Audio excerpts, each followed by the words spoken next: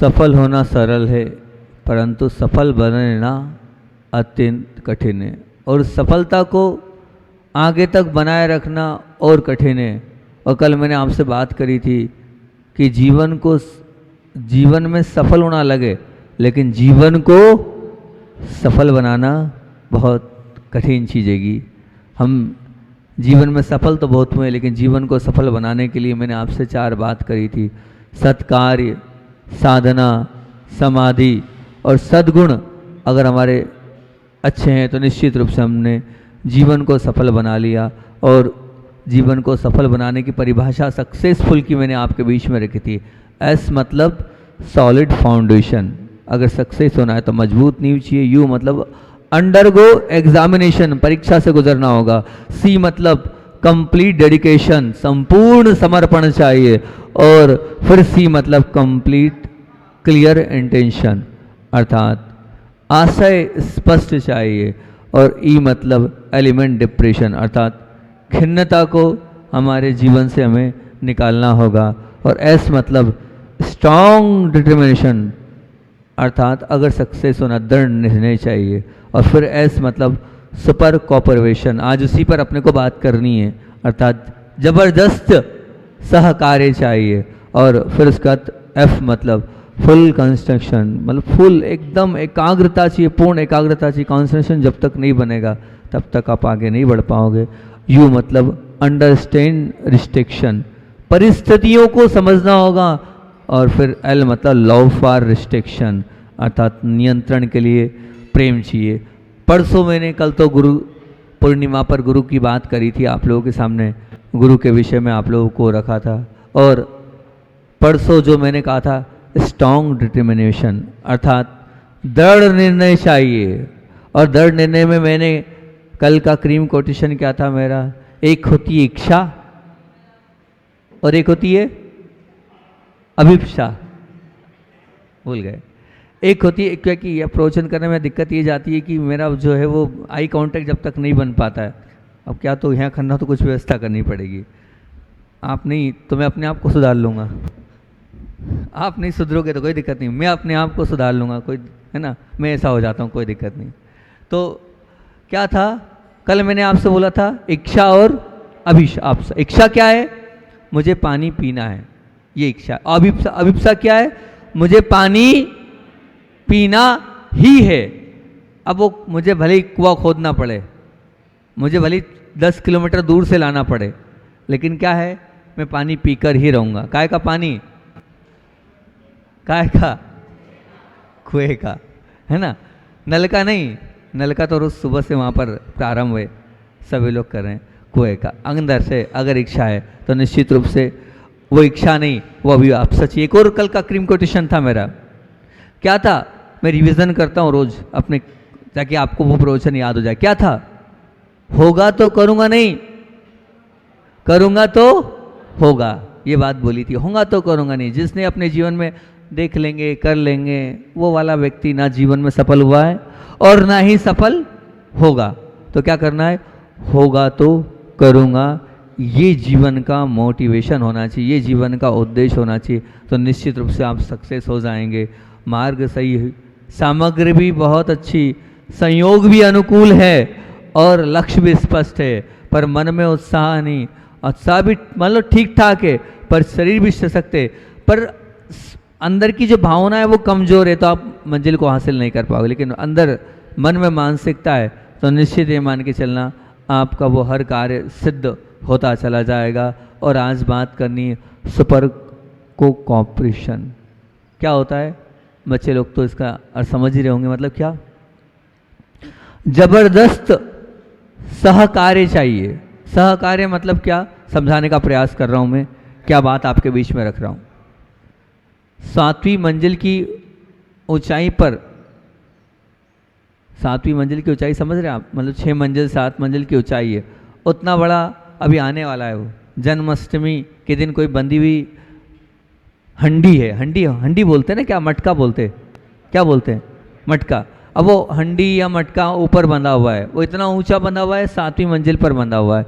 और फोड़ने के लिए जबरदस्त सब, एक उसको गोविंदा बोलते हैं ना, उसके अंदर, गोविंदा के अंदर बहुत उत्साह है, बहुत अच्छी बात है, लेकिन गोविंदा का शरीर सशक्त भी है, साथ में वो युवा भी है, सब कुछ है, पर दही की उस हंडी को फोड़ने हेतु वो दृढ़ निश्चय, और साथ साथ में दृढ़ निश्चय भी कि मुझे उस हंडी को फोड़ना भी है, फिर भी मटकी फोड़ने के लिए उसे अन्य और गोविंदाओं की, अन्य और साथियों की आवश्यकता होगी। अकेला फोड़ के बता दे वो मटकी, अकेला फोड़ सकता है? फोड़ सकता है मटकी? अकेला वो 3 काल में भी मटकी को नहीं फोड़ सकता है। निश्चित रूप से इस बात को जानना, अकेला वो नहीं कर सकता है। कितने सारे गोविंदा उसे अपने कंधे पर,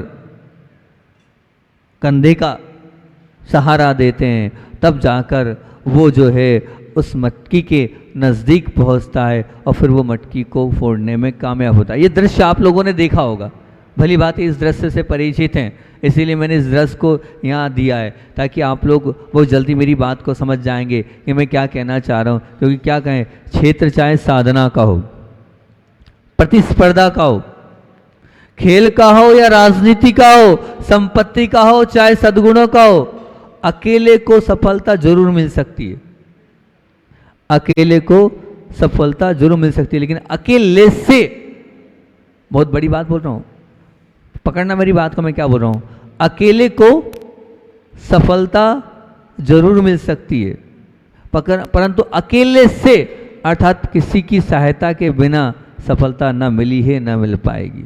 निश्चित रूप से आप कोई एग्ज़ाम दे रहे हैं तो आप एग्ज़ाम में पास भी हुए हैं, तो उस एग्ज़ाम में अगर पास भी हुए हैं या मेरिट में भी आए या बहुत अच्छा आपने अपना स्थान प्राप्त किया है, किया तो अकेले को ही है, वो जो भी आपको मिला अकेले को मिला है, लेकिन अकेले को मिलने के बाद भी अकेले से आपने वो प्राप्त नहीं किया है। मेरे शब्दों पे जाना, मैं को और से का अंतर आपको बताना चाह रहा हूँ। अकेले को मिला है क्या, मान लीजिए आप कॉम्पिटिशन एग्जाम में बैठे आईएएस बन गए, अकेले को आईएएस की उपाधि मिली है, निश्चित रूप से कलेक्टर वो अकेले को ही बोल रहे हैं, लेकिन क्या उस अकेले ने उस आईएएस के एग्जाम को पास कर लिया? नहीं, अकेले से नहीं हो पाएगा। उस इतनी बड़ी उपाधि को प्राप्त करने के लिए भी बहुत सारे लोगों की सहायता लेनी होगी, बहुत सारे लोगों से जुड़ना होगा, और बहुत सारे लोगों की मदद जब तक नहीं मिलेगी तब तक आप आगे नहीं बढ़ सकते हो। तो हम आपसे यही कहना चाहते हैं, अन्य क्षेत्रों की बात तो छोड़ दो, अगर मान लो एग्जाम्पल, पैर में कांटा चुभ गया, पैर में कांटा चुभ हो जाता है, तो अब कांटा पैर में चुभ गया है, अब उस कांटे को निकालने के लिए आपको काय का सहयोग लेना पड़ेगा? हाथ का सहयोग लेना पड़ेगा। और काय का लेना पड़ेगा? और साथ साथ में हाथ के साथ और काय का सहयोग लेना पड़ेगा, है ना? अब उस गड्ढे तक ले जाने के लिए क्या, हाथ तो ले लिया, लेकिन आँख का भी सहयोग लेना पड़ेगा। मतलब बिना सहयोग के आप उस कांटे को नहीं निकाल सकते। हाथ भी गड़ा पाँव में, पर उसके लिए हाथ भी चाहिए और साथ साथ में आँख भी चाहिए, तब कहीं जाकर वो कांटा आप निकाल पाओगे। तो वास्तविकता में यदि जीवन आप जीना चाहते हैं और उस जीवन को आप उत्सव के रूप में जीना चाहते हैं, तो दूसरों से मदद लेना सीखो, दूसरों से मदद लेना सीखो, नम्र बनकर अन्य का सहयोग लेना प्रारंभ करो और उदार बनकर सबको सहयोग दो। जब तक आपके जीवन में सहयोग लेने और सहयोग देने का नेचर नहीं बनेगा, तब तक आप अपने जीवन में सक्सेसफुल नहीं हो सकते हो। ये बहुत ज़रूरी है। मैं अकेला सब कुछ कर लूँ ये नहीं, अकेले के साथ साथ मुझे बहुत सारे लोगों को अपने साथ जोड़ना होगा, तब कहीं जाकर मैं अपने जीवन में सक्सेस हो सकता हूँ। आप लोग अगर अपने जीवन के किसी उद्देश्य को लेकर सक्सेस होना चाहते हैं तो सबको साथ लेकर चलना होगा आपको, और सबके साथ और सबको साथ लिए बिना आप अपने लक्ष्य को ना प्राप्त किया है और ना प्राप्त कर पाओगे। पूज्य गुरुदेव, जब भी कोई कार्य होता है उस कार्य में आचार्य भगवान, दो बातें मैंने हमेशा देखी पूज्य गुरुदेव की, कि सब कुछ किसने किया? बोले किसने किया? आचार्य भगवंत ज्ञान सागर जी महाराज ने किया, उनका आशीर्वाद था तो किया। और साथ में किसने किया? तो बोली समाज ने किया, मैंने कुछ नहीं किया। अगर जैसे मान लीजिए आप बोल रहे हैं शांति धारा होती है और शांति धारा में इंद्र हैं और इंद्र आपने बना दिया, अगर वो इंद्र को जब मज़ा आएगा जब 10 लोग देखने वाले होंगे, तब तो वो इंद्र जो है पैसे देने में प्रसन्नता करेगा। तो भले ही आपने पैसा खर्चा किया है, लेकिन जब तक सब लोग नहीं मिलेंगे तब तक उस कार्य में, उस संयोजना में निश्चित मान के चलना आनंद की प्राप्ति नहीं होगी। इसलिए सबसे बड़ी बात ये कि हम जिस भी कार्य में हैं, जिस भी कार्य क्षेत्र में, उस हर कार्य में हमें सहयोग की आवश्यकता लगेगी। और सहयोग तब आपको मिलेगा, ध्यान रखना, सहयोग तब आपको मिलेगा जब आपका व्यवहार में नम्रता हो, जब आपकी नेचर में क्या हो, नरमपना हो, जब आपका स्वभाव बहुत अच्छा होगा, तभी आपके लिए सहयोग के लिए खड़े होंगे लोग, नहीं तो नहीं खड़े होंगे, ध्यान रखना। और अगर आपका नेचर अच्छा नहीं है तो ध्यान रखना, आज तो खड़े हो गए लेकिन कल आपके साथ खड़े 3 काल में नहीं होने वाले। अपने आप को देखो, मेरा नेचर कैसा है, अगर मैं खड़ा हुआ तो मेरे साथ कितने लोग खड़े हो जाएंगे।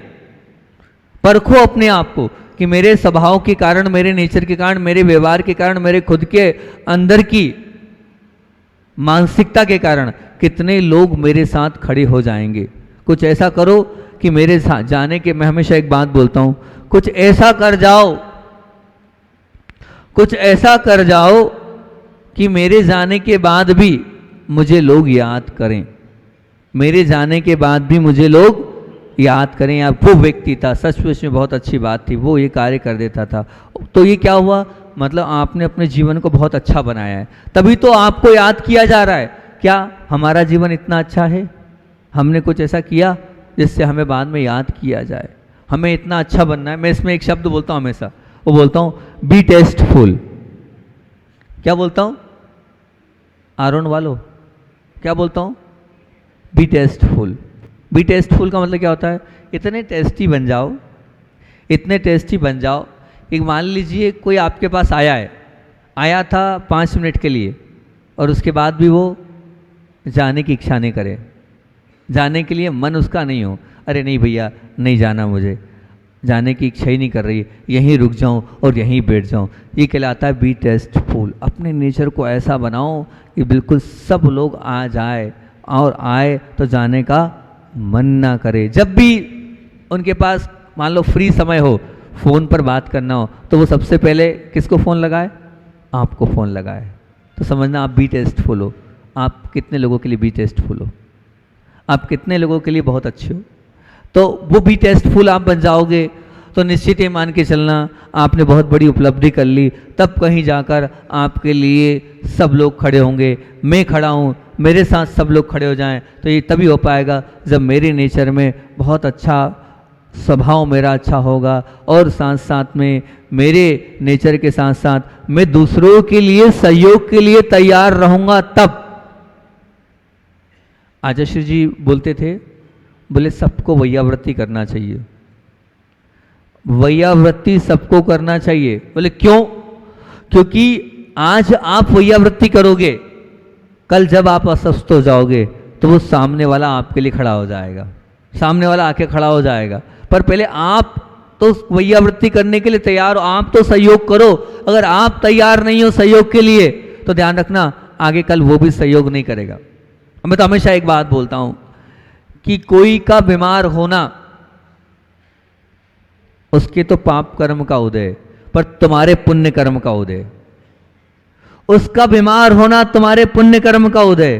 क्या बात कर दी महाराज जी, वो सामने वाला असाता से पीड़ित है और तुम आप कह रहे हो कि वो मेरे पुण्य। बिल्कुल, क्यों पुण्य कर्म का उदय? अगर आप जाओगे तो समझ में आ जाएगा कि मुझे मौका मिल रहा है वैयावृत्ति करने का और पुण्य कमाने का, मुझे सामने वाले को जीतने का, सामने वाले को अपना बनाने का, और सामने वाले के हृदय में बैठने का स्थान मिल रहा है। अगर वो बीमार हुआ है तो आप लकी मानो अपने आप को, पुण्यशाली मानो अपने आप को कि मैं उसका हो जाऊंगा, वो मेरा हो जाएगा, उसको मैं जीत लूँगा, उसका हृदय निश्चित रूप से मेरे लिए समर्पित हो जाएगा। क्योंकि निश्चित मान के चलना कि आप किसी के कष्ट में साथ दोगे, किसी की पीड़ा में साथ दोगे, किसी के गलत समय में आप खड़े हो जाओगे, तो निश्चित ये मान के चलना वो भी आपके लिए हमेशा हमेशा आपको उस बुरे समय में किए गए सहयोग को हमेशा वो याद रखेगा ही रखेगा, उस वैयावृत्ति को नहीं भूलेगा। इसलिए हमें हमेशा सहयोग करना भी है और सहयोग लेना भी है, सहयोग करना भी है और सहयोग लेना भी है। जब हम सहयोग करेंगे तो निश्चित रूप से सहयोग हमें मिलता भी चला जाएगा। और मैं तो ये कह रहा हूँ, कभी कभी कुछ चीज़ें हमें मन से दूसरों से करानी चाहिए। दूसरों से कराने से तात्पर्य, अगर हम दूसरे से बोल देते हैं तो उससे क्या होगा, प्रेम, आप में है ताकत, आप सब कुछ कर सकते हो। लेकिन अगर आपको प्रेम, वात्सल्य, स्नेह बढ़ाना है तो क्या करना चाहिए, सौंपना चाहिए। अपने काम दूसरों से कराना भी अच्छा है, इस अपेक्षा से नहीं कि मैं आलसी बन जाऊं, लेकिन इस अपेक्षा से कि मैं अगर दूसरों को सौंपूंगा, दूसरों को बताऊंगा, तो उससे मेरा प्रेम, आपस की बातचीत, आपस का व्यवहार बढ़ता चला जाएगा, उसमें आपस का स्नेह और बढ़ता चला जाएगा। तो निश्चित मान के चलना, हम सुपर कोऑपरेशन के साथ अगर जीवन जिएंगे, हम ज़बरदस्त सहकार्य के साथ जीवन जिएंगे, हम सबको साथ लेकर जीवन जिएंगे, हम खुद भी हेल्प करने के लिए तैयार रहेंगे और दूसरों से भी, दूसरों के लिए भी हेल्प के लिए तैयार रहेंगे, तो पूरी दुनिया हमारे लिए, हमारे साथ हमेशा के लिए खड़ी हो जाएगी। अब मैं आपसे पूछता हूँ, आप लोग बताओ, यहाँ इतने सारे लोग बैठे हैं, बहुत सारे लोग बैठे हैं, क्या जब किसी को मदद की आवश्यकता होती है तब आप बड़े सहर्ष भाव से खड़े होते हो? नहीं, मैं तैयार हूँ, आप चिंता नहीं करना, मेरा पूरा सपोर्ट है, आपके साथ था, हूँ और रहूँगा, करते हो? बोलो तो, करते हो कि मैं हूँ, सपोर्ट करने के लिए आपके साथ तैयार हूँ। अगर आप ये कार्य कर रहे हैं तो निश्चित ये मान के चलना आप बहुत बड़ा कार्य कर रहे हैं। आपने तो सिर्फ इतना मान लिया है, ये भगवान का अभिषेक करना, ये भगवान की शांति धारा करना, ये भगवान का विधान करना, ये प्रवचन सुनना, यही सब कुछ धर्म ध्यान है। नहीं, इससे बढ़कर भी धर्म ध्यान है। आचार्य ज्ञान सागर जी महाराज जी से एक बार पूछा एक भाई ने, बहुत अच्छी बात बता रहा हूँ, याद आ गई आपके पुण्य से, कि आचार्य ज्ञान सागर जी महाराज जी सबसे शॉर्ट फॉर्म में और सबसे सरल तरीके से कैसे धर्म किया जा सकता है, सबसे शॉर्ट तरीके से और सबसे सरल तरीके से कैसे धर्म किया जाता है, तो आचार्य ज्ञान सागर जी ने ये बोल दिया कि दूसरों के दुखों को देखकर अगर तुम्हारे अंदर आंसू आ जाएं तो समझना तुम सच्चे धर्मात्मा हो। क्या हो? सच्चे धर्मात्मा हो। अब पूजन तो खूब कर रहे हो आप, बहुत अच्छी बात है कि, लेकिन दूसरों की भावनाओं को ही नहीं समझ रहे हो, तो कौन सा धर्म, कौन सा आपने उस भक्ति को समझा है, कौन से प्रवचन को सुना है, कौन से स्वाध्याय को समझाया आपने? नहीं, बिल्कुल नहीं। सच्चा धर्म तो ये है, जैसा मैं हूँ वैसे ही मैं सबको मानूं, और सबको मानने के साथ मैं ये नहीं मानूं मैं सब कुछ कर सकता हूँ, नहीं, मैं जो भी कर रहा हूँ उसमें सबका सहयोग है और सबके सहयोग के माध्यम से ही मेरा हर कार्य अपने आप आगे बढ़ता चला जाएगा, नहीं तो नहीं बढ़ने वाला है। आज इतनी बड़ी, मान लीजिए 18 शाविकाएँ यहाँ रह रही है, तो ये रह कैसे रही है? एक दूसरे के एडजस्टमेंट के सहयोग से रह रही है, सेल्फ डिपेंड नहीं है ये, भले ही रह रही है लेकिन कहीं ना कहीं कुछ ना कुछ, किसी ना किसी तरह से एक दूसरे को सहयोग करना पड़ रहा होगा, तभी कहीं जाकर घर बार छोड़कर यहाँ रह रही है। तो वो इनके अंदर वो गुण है वैयावृत्ति का, उस वैयावृत्ति के गुण के माध्यम से ही अपने जीवन को बहुत अच्छे से जी रही हैं। तो ये हमारे अंदर गुण होना चाहिए, हम एक दूसरे को लेके चलें और एक दूसरे के साथ खड़े होने के लिए हमेशा तत्पर रहें, साथ रहें। जब भी मौका आए सेवा करने का, वैयावृत्ति करने का, कभी भी उस मौके को क्या चूकना नहीं, कभी भी उस मौके को छोड़ना नहीं, उस मौके का पूरा पूरा लाभ आपको उठाना है। आ रही ना बात? समझ में नहीं आ रही है? मैंने एक ही बात बोली है, आज का क्रीम कोटेशन क्या है? क्रीम कोटेशन आज का, सामने वाला बीमार हुआ है, आपके पुण्य का उदय है। क्या है क्रीम कोटेशन आपका? सामने वाला अस्वस्थ हुआ है, आपका पुण्य का उदय। सामने वाला कष्ट में है, आपके पुण्य का उदय है। इसको आप बस आज का प्रवचन का सार है कि बस मुझे क्या करना है, उसके सहयोग के लिए खड़े होना है, उसका साथ देना है, उसके साथ होना है। तो वो मैं कर लूँगा तो निश्चित रूप से मेरे जीवन का वो बहुत अच्छा कार्य हो जाएगा। सच्चा धर्म मैं अपने जीवन में कर लूँगा। कब कब आपने अपने जीवन में जब कोई व्यक्ति हैरान हो, परेशान हो, कष्ट में हो और पीड़ा में हो और आपने मदद की हो और वैयावृत्ति करी हो? बोलो ना, याद है? वो जीवन के स्वर्णिम पल है आपके, वो जीवन का गोल्डन समय है जब जब आपने सेवा करी हो। और वो सेवा जरूरी नहीं आप लोग साधु की तो करते हो, साधु के अलावा जिनके साथ आप जीवन जी रहे हो उनके लिए मैं कह रहा हूँ, उनकी सेवा की नहीं की बोलो तो ध्यान रखना। अगर आपने सिर्फ एक गोली दे दी कि ये गोली लेना और गिलास पानी का पकड़ा दिया, उतने में सामने वाला कहेगा ठीक है बहुत अच्छी बात है कि समय पे ले लो गोली, इतना सा अगर कह दिया तो अपने आप में आपस का प्रेम वात्सल्य बढ़ जाएगा। करना इतना सही, पूछना भर है, इतना ही तो करना है। इतने से करने में आपका सब कुछ अपने आप भला होता चला जाएगा, सब कुछ आपका भी जीवन व्यवस्थित हो जाएगा और सामने वाले का मन भी। हम बताएं, आप ये मान के चलना, पूज्य गुरुदेव हम लोगों के साथ जब हम बीमार होते थे बस पूछ भर लेते थे, बस पूछ भर लेते थे, उस पूछने भर में आधे स्वस्थ हो जाते थे, क्योंकि उनने पूछ लिया क्या चल रहा है, ये उसी चल जाए, ऐसा कर ले वैसा कर ले, इतना भर कर लेते थे तो क्या होता था, बहुत अच्छा हो जाता था, सब कुछ है। आप ये मानो ना कि आप जहाँ रह रहे हो, आप भी जिनके साथ रह रहे हो, जिनके साथ अपना जीवन जी रहे हो, आप उनके लिए कहीं ना कहीं आइडियल हो।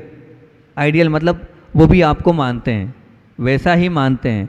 तो जैसा वो मानते हैं और अगर आप उनसे पूछ लोगे और उस कार्य में उनके साथ हो जाओगे तो क्या होगा, वो निश्चित रूप से आधा व्यक्ति तो वहीं स्वस्थ हो जाता है आपके पूछने भर से, आपका प्रेम मिलने भर से, आपकी वो मीठी मीठी मनोहार करने भर से कि नहीं गोली लेना पड़ेगा, नहीं ये खाना पड़ेगा, नहीं ऐसे नहीं रहना है, ऐसा करना होगा। तो व्यक्ति को लगता है मेरी केयर है, मेरी पूछ परख है और मेरे लिए पूरे लोग लगे हुए हैं। इतने में ही व्यक्ति स्वस्थ हो जाता है। और थोड़ी कुछ चाहिए, प्रेम की 4 बातें तो चाहिए, इतने में मोटिवेशन मिल जाता है, इतने में ही सब कुछ ऐसा लगता है कि मैं और मेरे लिए सब लोग समर्पित हैं। आप लोग करते हो नहीं करते हो बोलो? ऐसा जब गोल्डन समय आपके जीवन में आता है, गोल्डन चांस आपके जीवन में आता है, उस समय आप पूरे तरीके से लग कर करना तो समझना मैंने बहुत बड़ा कार्य किया और मैंने अपने जीवन को कृतार्थ कर लिया, मैंने अपने जीवन को उत्कृष्ट और महान बना लिया। होगा नहीं होगा बोलो तो आरोन वालों, होगा? क्या करने का बोल रहा हूँ मैं, क्या करने का बोल रहा हूँ? 2 बातें आज बोलिए। कौन सी? जब भी कोई क्या हो जाए, मैं नहीं बोल रहा कोई अस्वस्थ हो, लेकिन अस्वस्थ हो उसका तो असाता का उदय है, लेकिन तुम्हारा काय का उदय है? काय का उदय है? क्यों पुण्य क्यों मिलेगा? सेवा करने का मौका मिल रहा है। इसको इतना सा ढाल लोगे आप कि मैं सेवा कर रहा हूँ, मैं वैयावृत्ति कर रहा हूँ, तो पुण्य की अंतर्गत आ जाएगा, ये निश्चित मान के चलना। और दूसरा क्या है, जबरदस्त सहकार्य का तात्पर्य क्या है? मुझे हमेशा दूसरों की मदद के लिए तैयार रहना है और मदद के लिए तैयार भी रहना है और दूसरों से मदद लेना भी है। और हमेशा ध्यान रखना, मदद ली है, उपकारी का उपकार कभी नहीं भूलना। उपकारी का उपकार 3 काल में मत भूलना, सब भूल जाना। जिसने आप पर उपकार किया है उसको कभी मत भूलना। ध्यान रखना, आप भगवान के बाजू में बैठने के अभी लायक नहीं बनो। भगवान के बाजू में वही बैठ सकता है जो कर्मों का संबर और कर्मों की निर्जरा करता है। और कर्मों के संबर निर्जरा का ये उपाय है, उपवास तो सब कर लेते हैं, उपवास तो सब कर लेते हैं, मैं भी कर लूँगा उपवास, कोई बात नहीं, आप भी कर लोगे उपवास भर से जो है संबर निर्जरा नहीं होगी। 12 तप का अपना स्थान है। विनय गुण भी हमारे अंदर होना चाहिए। विनय गुण नहीं है कोई मतलब नहीं है इस सब साधनाओं का। एक तरफ है साधना, मोक्ष का द्वार बताया है, अरे द्वार से ही तो अंदर प्रवेश होगा, जब द्वार ही नहीं है तो मतलब ही क्या है? अरे जब दरवाजे में प्रवेश नहीं हो रहा है आपका, आपके अंदर विनय नाम की चीज नहीं है, तो कहां से आप प्रवेश करोगे? आप झुकना ही नहीं चाहते हो सासू के प्रति, ससुर के प्रति, जेठ के प्रति, देवरानी के प्रति, और आप सासू हो तो बहू के प्रति। कहां से होगा? आप कहां से भगवान के बाजू में बैठोगे? बैठ नहीं सकते हो, 3 काल में नहीं बैठ सकते हो। और 500 सासू माँ कर लेगी अष्टमी चतुर्दशी की, पर बहू के आगे झुकना पसंद नहीं करेगी। बहू भी जो है नया ने सब कुछ कर लेगी, लेकिन सास के प्रति झुकना पसंद नहीं करेगी। मैं आपसे यही कह रहा हूं, विनय भी मोक्ष का द्वार है। विनय को तप कहा गया है, विनय 12 तप में आता है। आप उस पर थोड़ा ध्यान दें और अपने जीवन में विनय को स्थान दें। जब भी आप किसी के साथ खड़े होने, जबरदस्त किसी का साथ सहयोग करने के लिए खड़े होंगे और सहयोग देंगे, और सहयोग के बाद जो मिलेगा उसमें सामने वाला का को देंगे, तो विनय हो जाएगी। इस विनय को आप स्वीकार करो। आपके जीवन में विनय आ गई तो बहुत अच्छी बात है कि अपना समय हम भूल गए, क्या घड़ी चेंज हो गई, तो समय कितने बजे प्रारंभ किया था भूल रहे हम, क्या समय प्रारंभ किया था? हो गया समय 30 मिनट का हमारा रहता है, बता दो भाई। 2 बातें आज की क्रीम कोटेशन वाली बोल रहा हूँ, हो गया। 2 बातें क्रीम कोटेशन की आज ने बोली है कि जब भी किसी पर कष्ट आए, कल पूछूंगा तो क्या होगा, ये मानना मेरे पुण्य कर्म का उदय है। दूसरी बात, अगर कुछ हुआ है तो विनय झलकाऊंगा मैं, और क्या करूंगा? विनय कर कर तप कर लूंगा मैं, दूसरों के आगे झुककर अपनी बात को प्रेषित कर कर मैं ये मान लूँगा, क्या करिए मैंने? विनय करिए। विनय करिए मतलब मैंने तप किया है, तप किया है मतलब मैंने मोक्ष के द्वार में घुसने का वो रास्ता अपनाया है, ये मान के चलना। मुझे गुरुदेव का संस्मरण सुनना है, समय हो गया लगता है, सुनना है, सुना देता हूँ। समय बोलो भैया, अब गलती है, घड़ी गड़बड़ है हमारे पास, सुना देता हूँ। 5 मिनट का संस्मरण तो सुना ही देता हूँ। फिर पूज्य गुरुदेव के साथ कुंडलपुर की पहाड़ियों में हम लोग पीछे की ओर जंगल जा रहे थे। जब ऊपर चढ़ रहे थे, 9 तपा की बात है, 9 तपा में ऊपर चढ़ रहे थे, और ऊपर चढ़ते चढ़ते साथ साथ में पीछे हम भी साथ चल रहे थे। और उस ग्रीष्म की तपन में, वास्तविकता में कुंडलपुर की गर्मी बड़ी खतरनाक होती है। खतरनाक इसलिए बोल रहा हूँ कि खाते पीते भी जो है दिन भर पानी मारना पड़ता है। और वहाँ मौन आचाशी देते नहीं हैं, वहाँ मौन अपने आप ले लेते हैं हम लोग, ज़्यादा बोल ही नहीं पाते, इतना मुंह सूखता था। अभी इस बार नहीं लगा, लेकिन हम जब दीक्षा हुई थी, जबकि गर्मी में ऐसी, अभी तो पिछली बार गए थे तो ऐसी गर्मी ही नहीं पड़ी जब ये हाल थे वहाँ। अब उस गर्मी में आचार्य भगवान जंगल सुबह जा रहे थे, और जाते जाते आचार्य श्री जी ने एक ही बात बोली कि क्या वो योगी भक्ति की लाइनें आती है याद कि ग्रीष्म काल में आग बरसते गिरि शिखरों पर रहते हैं। ये सिर्फ लाइनें लिख दिए, पर शर्म आती है अपने आप को देखकर कि हम लोग कुछ नहीं कर पा रहे हैं। हम लोग को जो करना चाहिए, कहाँ तो हमें जंगलों में रहना चाहिए, और हम कहाँ आकर नगरों में आकर रह रहे हैं। हमारी चर्या कैसी हो गई है, किस प्रकार से हो गई है। कब वो दिन आएगा कि हम इन पहाड़ों के ऊपर रहें और इन पहाड़ों में रहकर अपनी साधना करें। ए भगवान, काश मैं विदेश क्षेत्र में होता तो वहाँ पर ऐसे साधुओं के दर्शन तो हो जाते। मैं तो वैसी चर्या का पालन नहीं कर पा रहा हूँ, लेकिन वैसे साधु के दर्शन हो जाते तो अपने आप को मैं धन्य बना लेता। विदेश क्षेत्र में होता तो निश्चित वैसे साधु के दर्शन हो जाते। यहाँ पंचम काल में हूँ, ना मैं पाल पा रहा हूँ और ना कोई ऐसा साधु मिल पा रहा है जिसके दर्शन को पाकर मैं अपने आप को कृतार्थ करूँ। देखो पूज्य गुरुदेव इतनी उत्कृष्ट चर्या पालने के बाद भी क्या बोल रहे हैं, मैं कुछ नहीं कर रहा हूँ। वो मिल जाते ऐसे साधु तो अपने जीवन को धन्य कर लूँगा। और हम छोटा सा कुछ कर लेते हैं और क्या बड़ी छाती चौड़ी करके बोलते हैं हमने ये त्याग किया, हमने वो किया, एक आहार कर रहे हैं, ये कर रहे हैं, वो कर रहे हैं, ऐसा कर रहे हैं। नहीं, बिल्कुल नहीं। पूज्य गुरुदेव से सीखना चाहिए कि सब कुछ करने के बावजूद भी वो कहते हैं कि मुझसे बड़े भी वो हैं, उनके दर्शन हो जाए तो हमारा जीवन धन्य हो जाए। बोलिए आचार्य विद्यासागर जी महामुनि राज की।